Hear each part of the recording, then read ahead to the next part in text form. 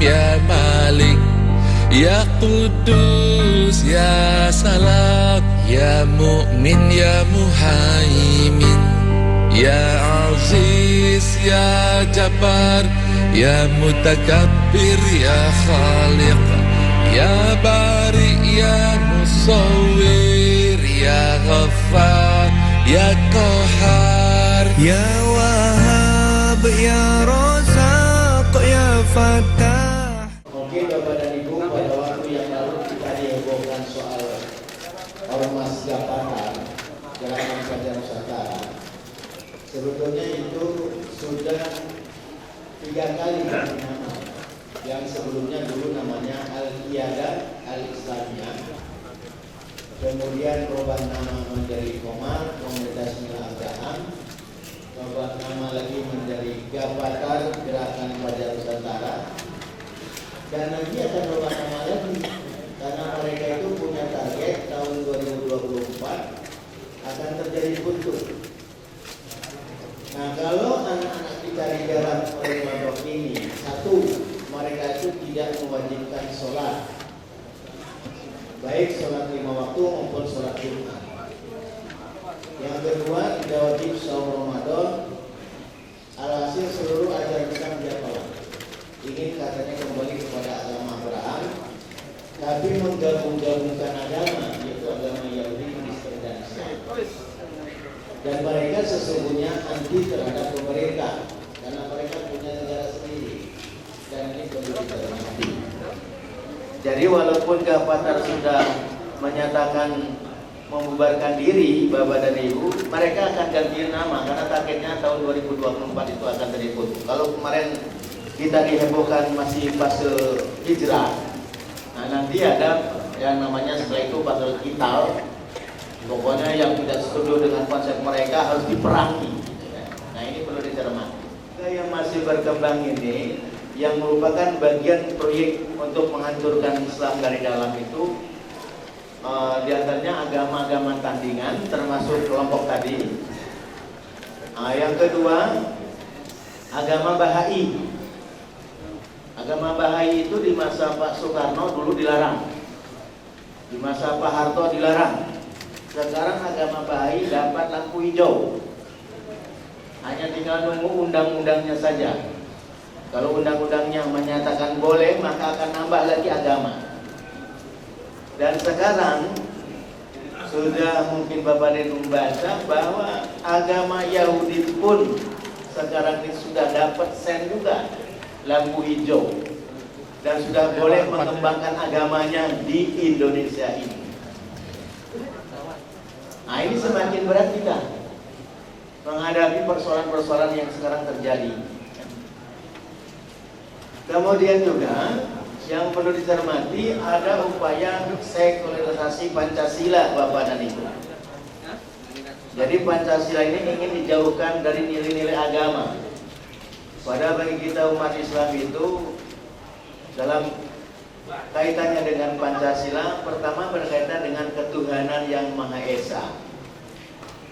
Ketuhanan yang Maha Esa itu hanya di dalam Islam, ya. Jadi kita umat Islam ini harus terus memperjuangkan kemerdekaan ini, karena ada upaya-upaya sekarang ini, Bapak dan Ibu, Pancasila sendiri mau disekulerkan.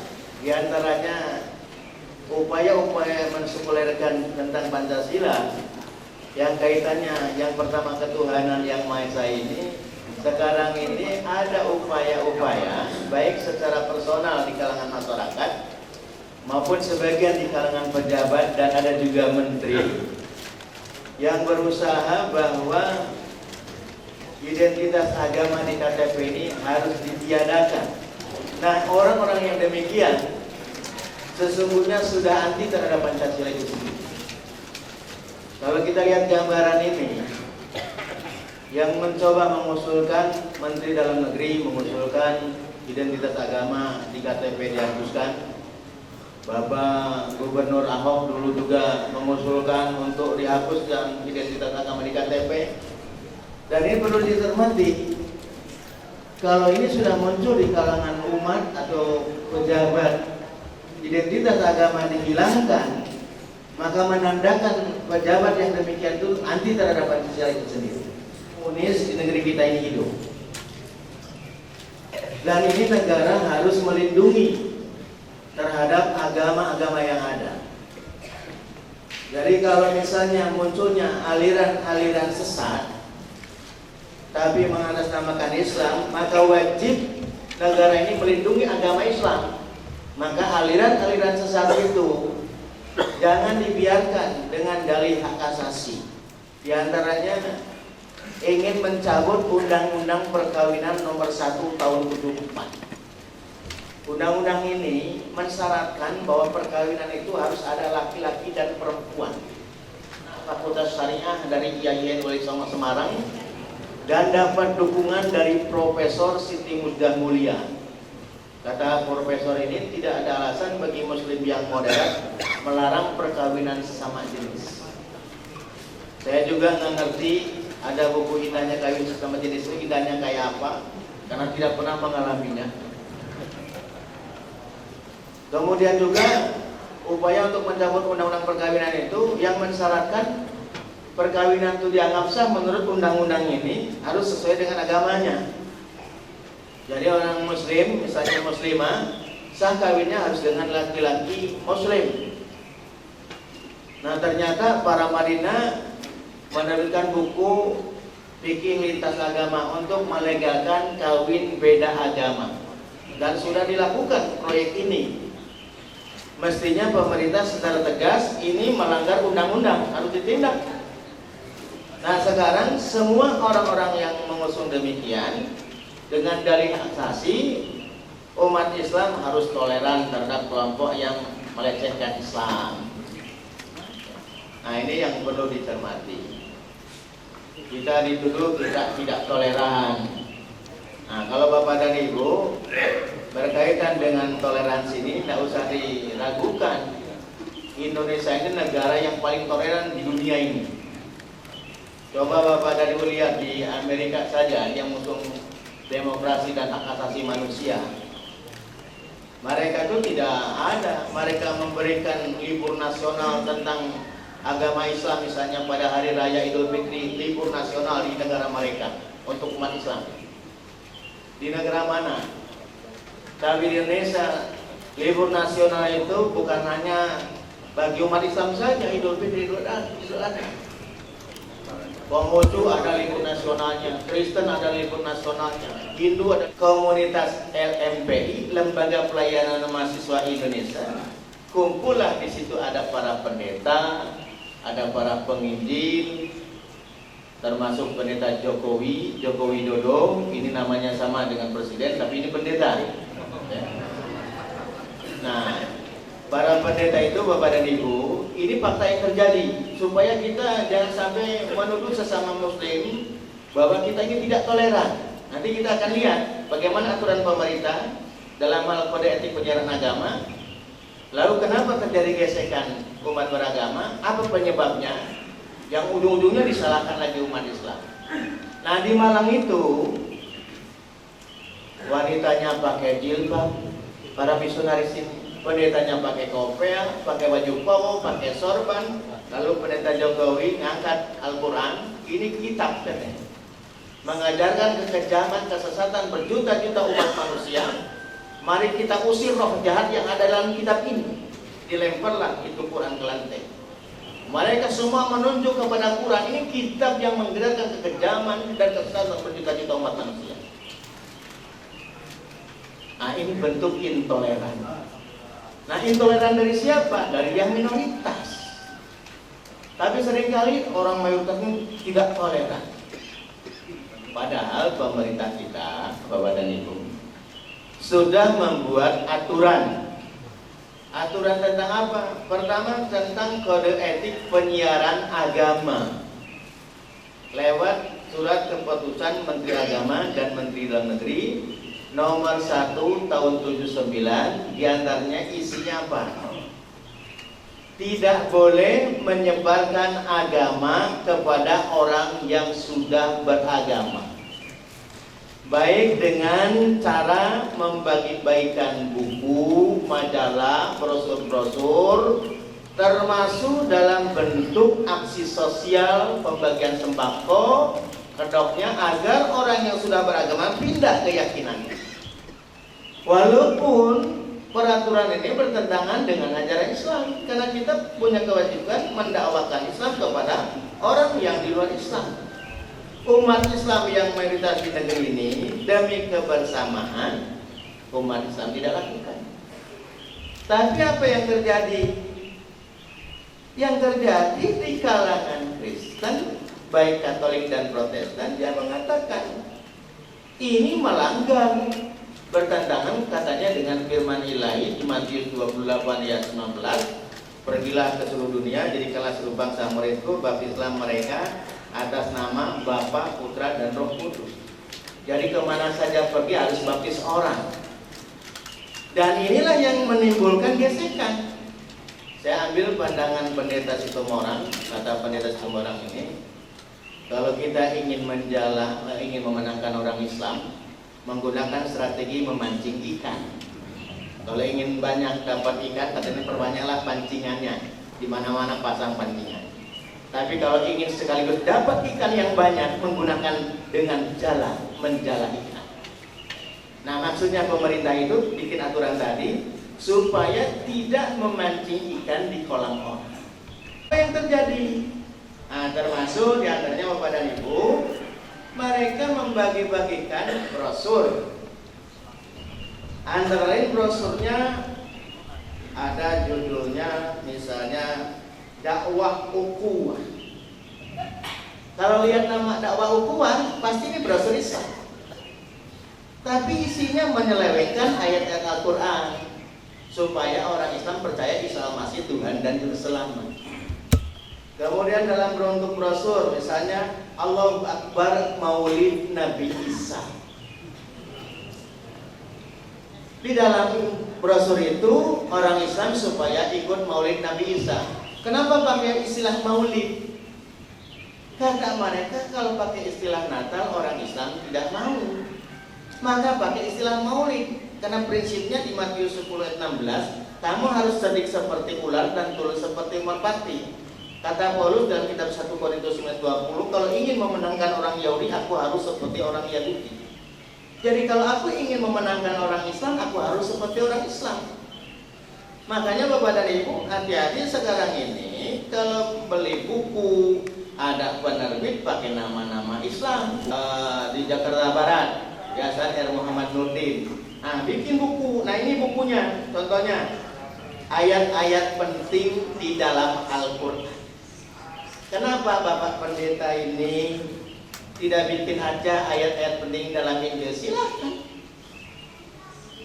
Nggak usah pakai ayat penting dalam Islam, tapi di dalamnya ditunjuk balikan tentang ajaran Islam. Atau keselamatan dalam Islam, as-sadiqul masduq, kebenaran yang benar. Katanya Nabi Muhammad menikah dengan Siti Khadijah. Siti Khadijah itu beragama Kristen. Nabi Muhammad berikan maharnya Alkitab Injil dan diberkati oleh seorang pendeta namanya Waraqah bin Naufal. Nah, ini yang menimbulkan gesekan Bapak dan Ibu, melanggar aturannya. Termasuk Robert Walean ini sebagai seorang Waraqah bin Naufal dari Ahmad Musodek. Jadi Ahmad Musodek ngaku jadi rasul, bertemu dengan Waraqah bin Naufal.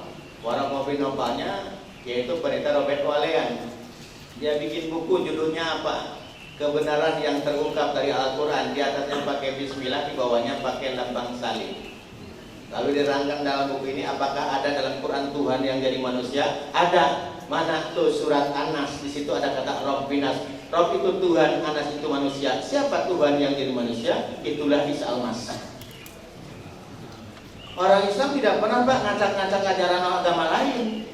Nah, ketika orang Islam protes, dibilang tidak toleran. Apalagi sekarang ini Bapak dan Ibu, metode mereka untuk memudahkan orang Islam, metodenya metode pengajian. Pakai kopiah, pakai baju koko, pakai sorban, berdoanya sama begini. Pertama, Assalamualaikum warahmatullahi wabarakatuh. Nanti supaya percaya Juru Selamat Isa Al-Masih. Yang demikian. Begitu kita protes, dibilang tidak toleran. Kita lihat lagi. Nah ini ada untuk menggarap anak-anak. Katanya kalau supaya mendapatkan orang Islam harus orang Islam. Kalau ingin menangkan orang Minang harus seperti orang Minang. Kalau ingin menangkan orang Betawi harus seperti orang Betawi. Itu musang berbulu ayam, serigala berbulu domba. Dalam Islam tidak boleh dakwah dengan cara berdusta demikian. Nah ini contohnya ini. Ada kaligrafinya, ya. Orang kita kan asal tulisan Arab bilang dari Quran, padahal kalau ini bukan dari Quran sebetulnya. Dan jangan sampai Bapak dan Ibu sekarang ini juga kita misalnya mendapatkan buku judulnya upacara ibadah haji. Ibadah haji itu ibadah menyembah berhala. Ini tulisan Amos. Nah ini sering dibagikan pada musim haji. Amos ini bukan Muslim, ya, penginjil. Kemudian juga ini, jangan sampai Bapak dan Ibu, karena di Indonesia juga sudah muncul kelompok Kristen namanya HOS, Kanisa Ortodoks Syria. Katanya kata tokoh mereka namanya Bambang Nursena. Kami ini sama dengan Islam. Orang Islam tauhid, kami juga tauhid. Orang Islam sholat, kami juga sholat. Orang Islam ibadah haji, kami juga ibadah haji. Hanya bedanya apa katanya? Kalau orang Islam sholatnya menghadap ke barat, kami ke timur. Kalau orang Islam sholatnya 5 waktu, kami 7 waktu.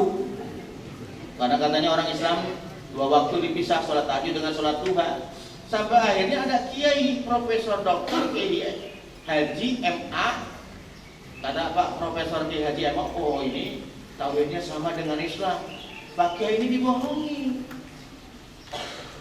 Karena dalam Kristen Ortodoks Syria Pak ada namanya syahadat mereka, kanun al-iman. Syahadatnya begini. Kami percaya kepada satu-satunya ilah yaitu Allah Bapa dan satu-satunya Roh yaitu Isa Al-Masih Putra Allah yang tunggal. Nah kita ini Rohnya Allah, mereka Rohnya Isa Al-Masih. Dari mana samanya kita? Bapak lihat ini ketika mereka sholat ini di Jakarta Pak. Kalau ini di Surabaya, ketika ruku betul membungkuk tangannya ke sini ke lutut satu lagi ke sini sambil baca Bismil Abi atas nama Bapa, wal Ibni atas nama Putra, warul Qudsi atas nama Roh Kudus, Ilahun Wahid. Nah ini nggak bisa Pak. Makanya jangan sampai kita tertipu yang demikian. Nah, kaitan dengan Tanjung Balai terjadi juga gesekan, penyebabnya apa? Karena adanya intoleransi dari kaum minoritas keberatan terhadap panggilan sholat yaitu azan.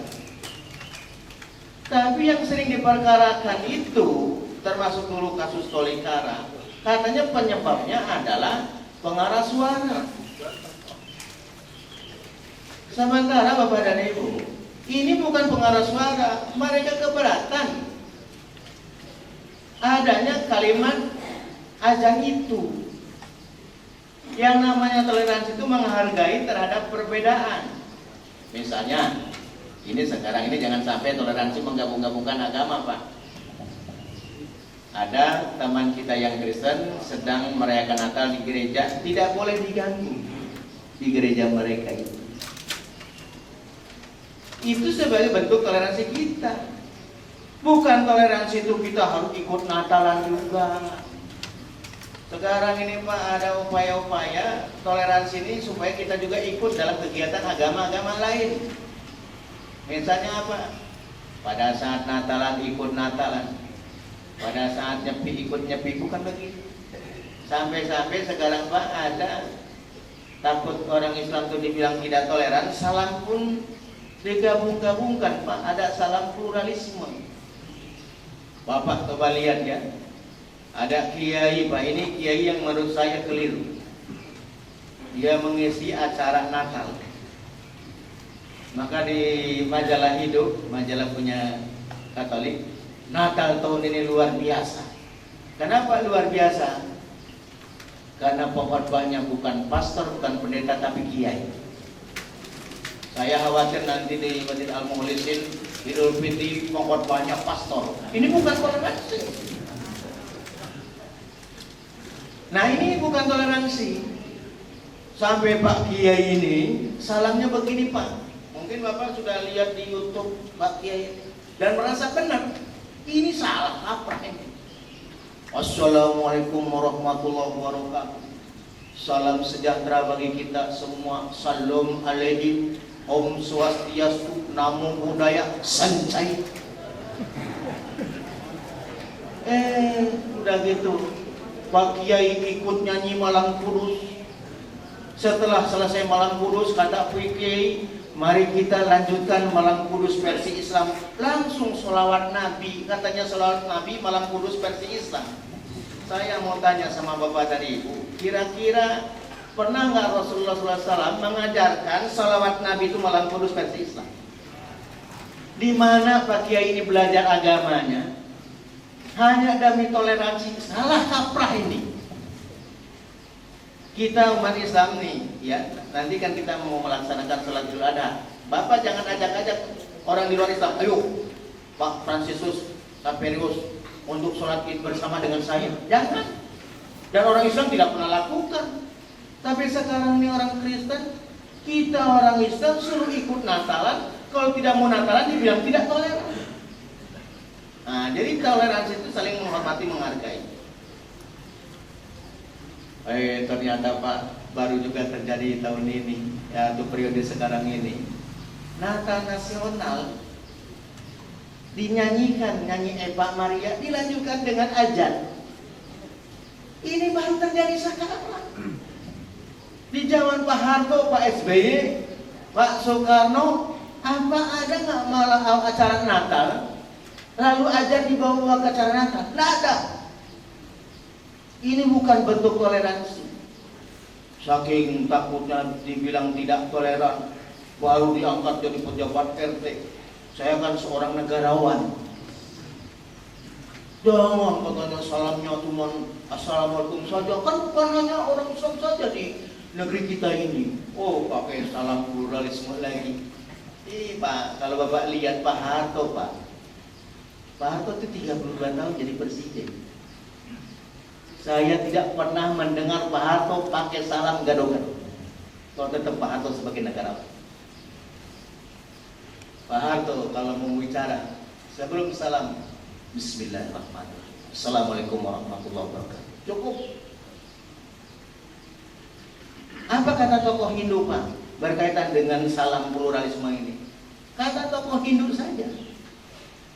Yang namanya toleransi itu bukan menggabung-gabungkan agama, bukan menggabung-gabungkan salam, tapi menghormati terhadap perbedaan itu sendiri. Nah, saya akan jelaskan. Karena saya penasaran, Pak, ya. Sampai saya minta buku doa dari teman saya dari Majelis Hindu, namanya Pak Nengang. Pak Nengang, aku bagi buku doa Hindu. Hanya untuk mempertegas saja apa sih Om Swastiastu atau Om Santi Om itu. Ternyata dijelaskan dalam buku doa Hindu, Om Swastiastu memanjatkan puja dan puji kepada Sang Hyang Widi. Jadi kalau kita orang Islam, yang harus dipanjatkan dan oleh kita kepada siapa? Kepada Allah. Nah, kalau kita orang Islam memanjatkan puja dan kepada Sang Hyang Widi, itu bisa murtad dari agama kita. Silahkan bagi yang Hindu salam demikian, kita jangan larang mereka, sesama mereka silakan. Bagi yang Buddha misalnya, Namo Buddhaya, terpujilah Sang Buddha, silahkan bagi yang Buddha. Tapi kalau orang Islam, Namo Buddhaya, terpuji Sang Buddha, na'udzubillah.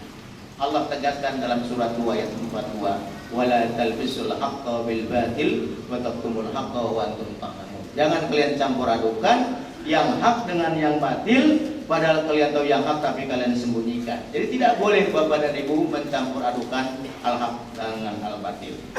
Nah, kaitannya dengan toleransi ini, maka perlu saya memberikan penjelasan bahwa Islam itu agama yang toleran. Pertama, untuk menjawab tuduhan selama ini katanya Islam itu disebarkan oleh Rasulullah SAW, di tangan kanannya Quran, di tangan kirinya pedang. Jadi kalau orang tidak masuk Islam harus dibunuh. Ini fitnah besar. Mana jawaban dari Quran? Silakan Bapak dan Ibu lihat surat Al-Baqarah ayat 256. La ikraha fiddin qad tabayyana rusdu minal ghayy. Tidak ada paksaan untuk memasuki agama Islam. Qad tabayyana rusdu minal ghayy, karena sudah jelas antara agama yang hak itu Islam dengan agama yang batil. Jadi Bapak dan Ibu, tidak boleh kita memaksa orang di luar Islam untuk masuk Islam.